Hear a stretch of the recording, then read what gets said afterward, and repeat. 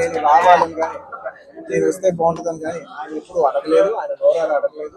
నేనే ఆయన చెప్పాను, రవి నాకు ఇలా రావాలని అన్నా కూడా ఆయన యూత్ బ్రదర్ మీకు ఇబ్బంది అవుతుంది అని ఆయన అన్నా కూడా ప్యూర్లీ నా కాల్. ఆయన వద్దన్నా కూడా అసలు ఎట్లా ఏం లేదు కదా, నాకు రావాలన్నా నాకు మనస్ఫూర్తిగా రావాలి. నా ఫ్రెండ్స్ అంటూ ఎవరైనా ఉంటే వాళ్ళు ఏ ఫీల్డ్లో ఉన్నా ఏ పార్టీలో ఉన్నా నాకు పార్టీకి సంబంధం లేకుండా నా మనసుకు నచ్చిన వాళ్ళు ఎవరైనా ఉంటే ఎవరు ఏ ఫీల్డ్ అయినా ఉంటే నేను వచ్చి వాళ్ళని సపోర్ట్ చేయడానికి నాకు మనసుకు నచ్చితే చేస్తాం కదా. అండ్ ఆయన అస్సలు ఏం చెప్పాలంటే ఆయన అస్సలు ఏమాత్రం ఆయనకున్న సంస్కారానికి, ఆయనకున్న గౌరవానికి, ఆయనకున్న ఫ్రెండ్షిప్కి ఆయన ఏ రోజైనా నోరు చేసి అడుగుండొచ్చు. కానీ ఆయన అసలు ఎప్పుడు అడగలేదు. నేను ఆయన అడగలేదు కాబట్టి నాకు ఇంకా ఉంది. అరే ఆయన అసలు ఎవరైతే అడగలేదు, ఎంత క్లోజ్ ఫ్రెండ్ కూడా అడగలేదు, నేనే చేయాలని చెప్పి నాకు లోపల నుంచే ఆ ఫీలింగ్ అనిపించింది. నేనుగా వచ్చాను.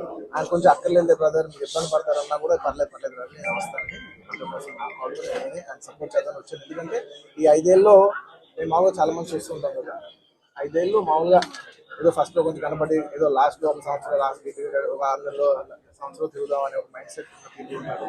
కానీ రవి గారు అలా కాకుండా 4-5 ఏళ్ళు ఆయన మొత్తం ఆయన ప్రాణం, ఆయన మనసంతా కూడా ఆయన నియోజకవర్గం మీద ఉంటే నాకు అర్థమవుతుంది. ఎంత అంటే ఒక కష్టపడి పనిచేసే పర్సన్కి అవతల పర్సన్ కష్టపడి నాకు తెలిసిపోతుంది.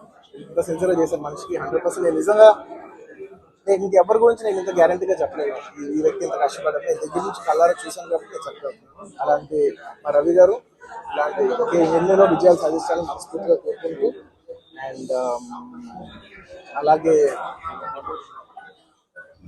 ప్రజలందరికీ మంచి జరగాలని చూసుకుంటూ సెలవు.